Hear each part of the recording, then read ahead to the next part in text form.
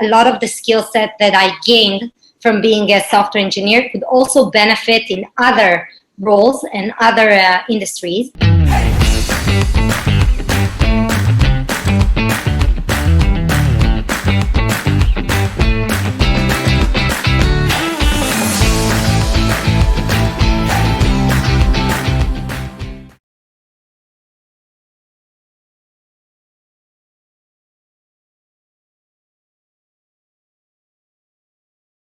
All right. Chen, thank you so much for joining me on 20-Minute Leaders. Thank you for having me, Michael. I'm very happy to be here. Really great to have you. So you're calling from Israel, from Tel Aviv? Yeah, true. It's Shavuot here. Yeah, happy holidays. Yeah. So going to eat a lot tonight. Wonderful, wonderful. Yeah, I'm very jealous. My family's having a wonderful dinner right now, and hopefully next year this time I can be with them. But with COVID, we're learning that everything is virtual, so trying to also embrace that. Yeah, I'm sure you did the Passover also via Zoom together with all the family.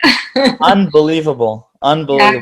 Really unique. So more, it's such a unique privilege to speak with you. I went through 8200 for 5 years. You're running EISP, which you'll tell me what it's about in a second, but it's very, very relevant to 8200.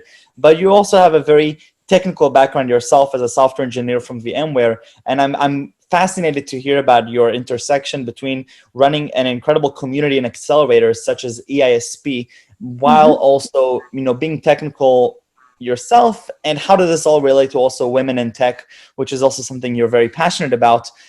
Let's just get started. What is EISP? Yeah, perfect.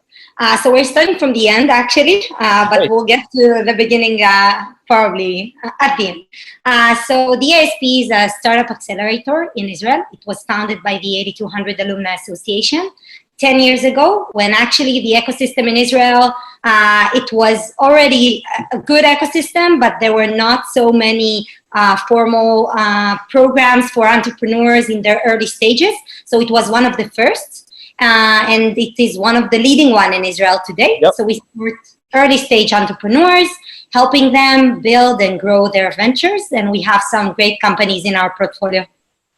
So what is 8200 a part of it? Because my understanding is that it's not exclusively for the 8200, and for anybody who doesn't know 8200, it's the cybersecurity, considered like the elite unit of the army for the computer nerds like we are.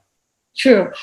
So I think when the Alumni Association started to think about activities and what they can do in the Israeli society and help Israel society. So you said it's a very elite tech unit. But then when you look at the industry, a lot of the startups that were founded and the good ones in Israel were founded by 8200 alumni. So it was very natural to think about the entrepreneurship and the innovation ecosystems and see how we can contribute there. And then at first, they thought about, okay, so within the 8200 unit, you get great skill set, you get great experience, and you get a great network, which helps you along the way throughout your career. And also, once we get to it, you will see how it also helped mine. But other people who are not necessarily are serving in these units, yep. They do not benefit from the same being part of this community. So the logic was, let's do the other way around. So usually Alumni Association, they work for their own alumni. And the 8200 Alumni Association decided to work for Israel community and society as a whole. And taking this closed network of 8200 alumni and open it to any Israeli entrepreneur. And this is kind of the DNA of the program and the Alumni Association itself. Okay. So now, how are you related to that? And you mentioned that it also very much impacted your own upbringing into the tech world. True. So I think that ever since I was very, very young, I was always very passionate about tech. And always thought that I would like to pursue a career in tech. So obviously, and I know that you're also an 8200 alumni. So when I was like 16, I started the process to getting drafted to the Israel Defense Forces. And after passing so many interviews and exams, I was accepted to the 8200 unit. I did an intelligence course there, which really opened my mind to the wonderful things you can do with technology. After the army, I studied also computer science and statistics, so I wanted to get more the theoretical understanding of how to think correctly about solving problems in general, but also specifically tech problems. And then I was working for a while as a software engineer. I think that along the way, I understood that a lot of the skill set that I gained from being a software engineer could also benefit in other roles and other industries. And then I wanted to tap into the more. A little bit about that, though. More, I have to stop you. This idea, because I agree completely. This idea that the skill sets you're getting as a software engineer are indirectly very relevant to a lot of other industries. What's your take on that? So I absolutely agree, and along the way and throughout my career, I think time and time again, I see that this is true. So basically everyone thinks that being a software engineer is like programming, but it's more than that. It starts with getting a vague problem, have to do something that you don't necessarily know how to approach to or what to do, and then doing it very efficiently and doing it, so you have a vague problem. You have to break it into little components, think about each of them, do a lot of iterations, make it better, make it more efficient. And then I think once you have that logical and very structured way of thinking about problems in general and approaching challenges, if you know how to also implement that in other industries and in other roles, so this really helped. So after working as a software engineer, I went to strategy consulting, which is almost 180. And there I really saw it, because you're coming for a very short while. You're joining a company for like 3 months, and you have like an enormous scope of work. Your work is like, you have to basically come up with a new strategy to a company who is working for 30 years. Everything is great. They are growing, but now something is missing, or they want to be better. And then you have to understand how to break it and understand what are the main issues, what hypotheses you can make, challenge all kinds of assumptions that they have. And this way of thinking really helped me also as a strategy consultant. No. I mean, this whole idea, this magnificent idea that you're taking a huge problem, anything in life. It can be, an algorithm, but it can be, a leadership position or a strategy, and this methodology of breaking it down, of divide and conquer, and then piecing them together back to understand that, everything is manageable. It's only a mindset of how efficiently they're able to divide it and then conquer it. I think that's just phenomenal. So you went to strategy, you did those, those consulting, which I think is just, that's definitely something that I look forward to experiencing one day as well, because you're coming in and you're getting these really interesting insights, and then you go into the accelerator phase or the community phase, right? So this is almost the story. This is very so I always knew that in some point I would like to take the experience that I've gained as a business and strategy consultant and go back into the tech world, because this was my starting position. This is really who I am, basically. And then I didn't know how it will connect, but I knew it will connect at some point. I actually had plans to go and pursue an MBA, but then I met Shireen, which you know very well. She was the previous managing director, my ancestor, let's say. And we met, and then she offered, like a few months after we met, she offered me this role, which totally changed everything for me, because I was really I already had my application written, did the GMAT, did everything, and it was like around August, which is very close to the deadlines.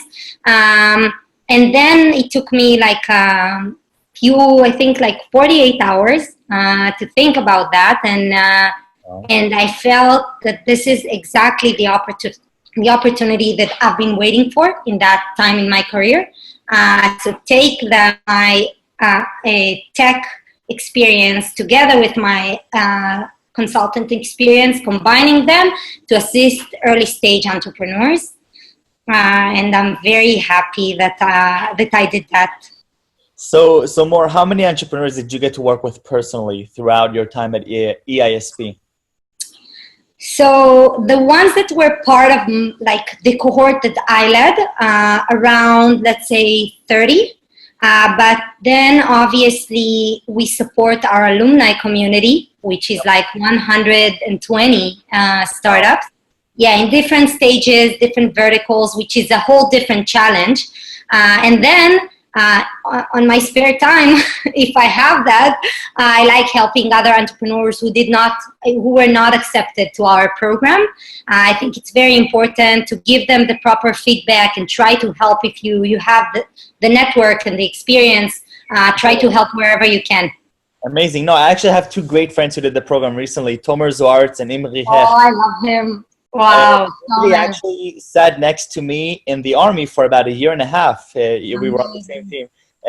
Incredible people. And they just mentioned how incredible the program is. So what are sort of the values that you bring into the program when you look at an accelerator and you look at, the 150 entrepreneurs that have gone through this program? What makes it unique versus, any other accelerator that just aims to kickstart the progress of these early stage startups?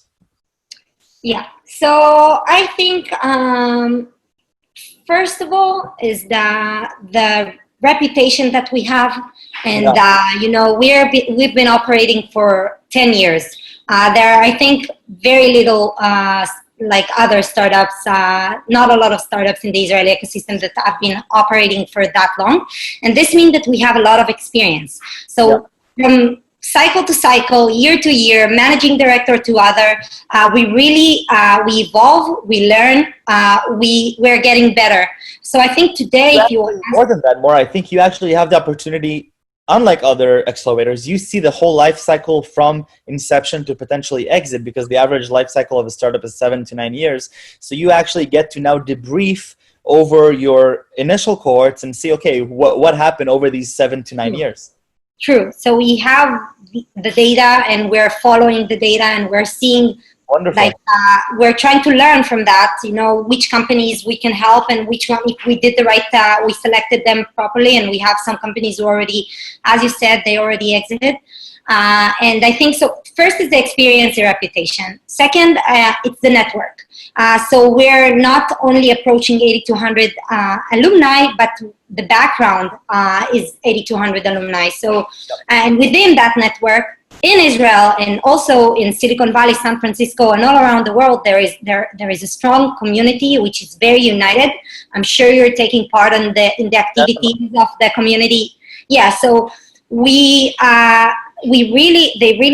they're really up for the challenge to assist entrepreneurs, and whenever I approach someone from the network, they're always happy to assist, opening doors, giving consultation, mentoring the startups, which is a really great network to have for entrepreneurs. We're a nonprofit organization, which is different from other startups. It's very different from other accelerators, right? It's very uncommon.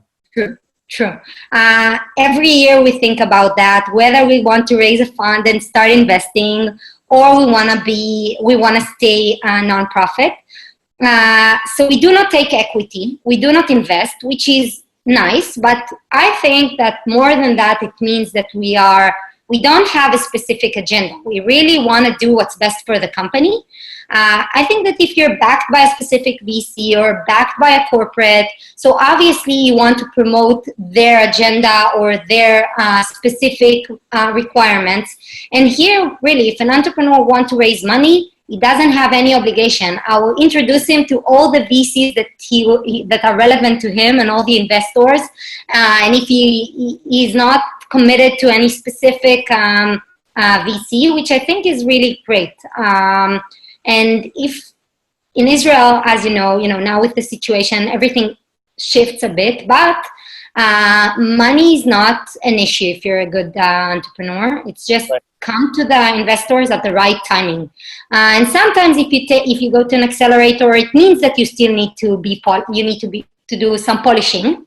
But you have amazing raw material. And then if you go to investors, then you would probably won't get the best deal. So I think that getting money from accelerators is not necessarily the best thing for the company. Yeah, well, my question, so I'm going to challenge you on that because I'm wondering, do you think that there are some startups that might be hesitant to join or to apply to 8200 to this accelerator because of the fact that you're not taking equity, because they might feel that if you don't have a stake in their company, then maybe you're not going to give them as much attention as other accelerators, or that you're not going to be as advocative in helping connect them, or is that not even a worry for startups? Because this accelerator is one of the best well-known accelerators in the country.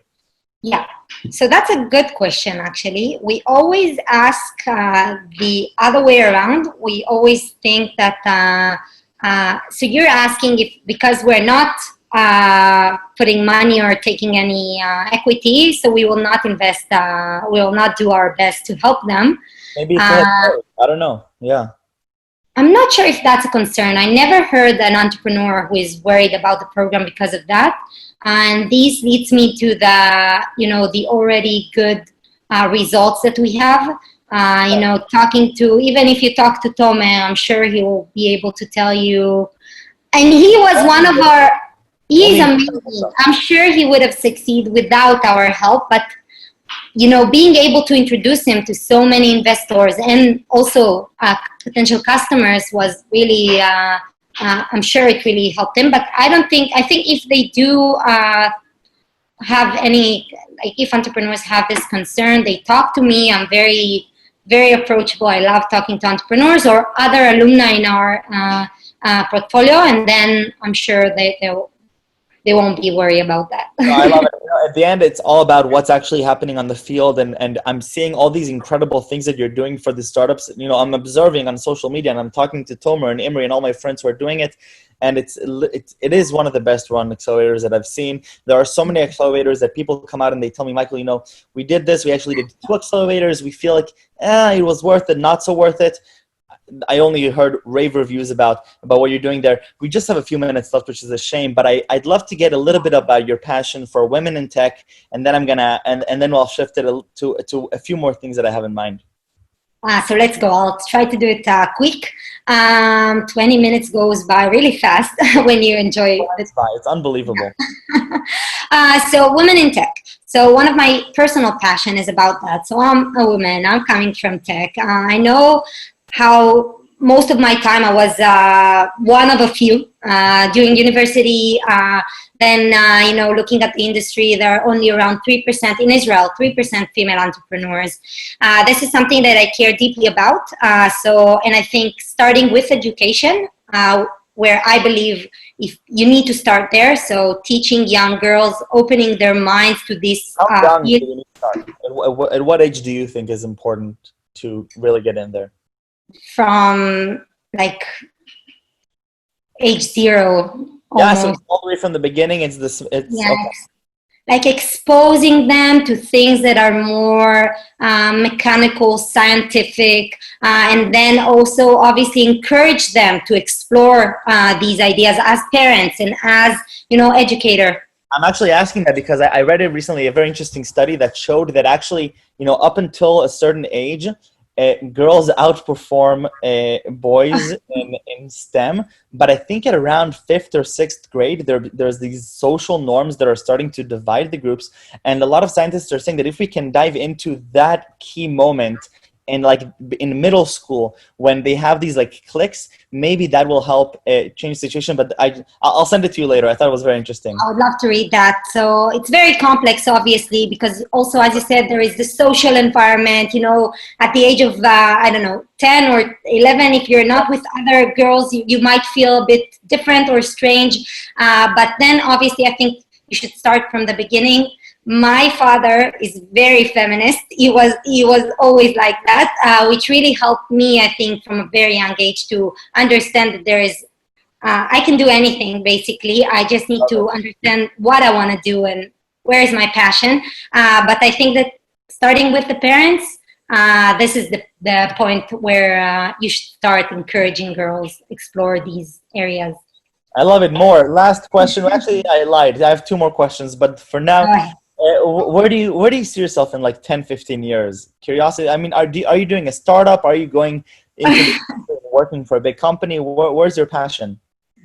Wow, I wish I was brave enough to start a startup. It's so crazy. I really admire entrepreneurs.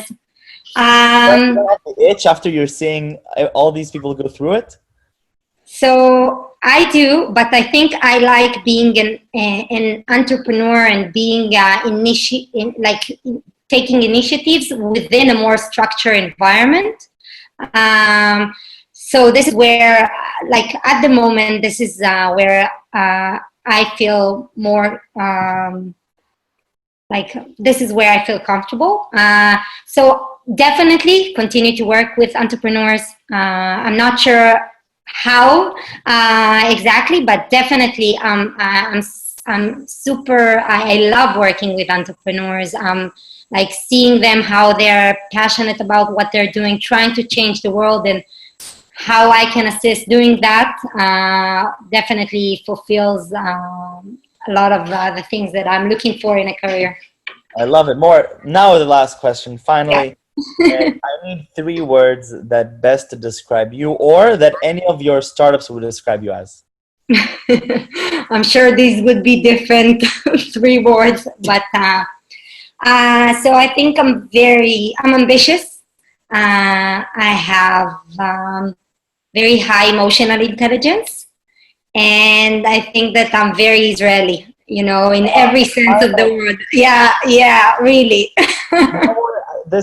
I've done it with quite a few Israelis. This is the first time I'm hearing that as a word. I just love it. Toda rabba. Thank you so much. Toda.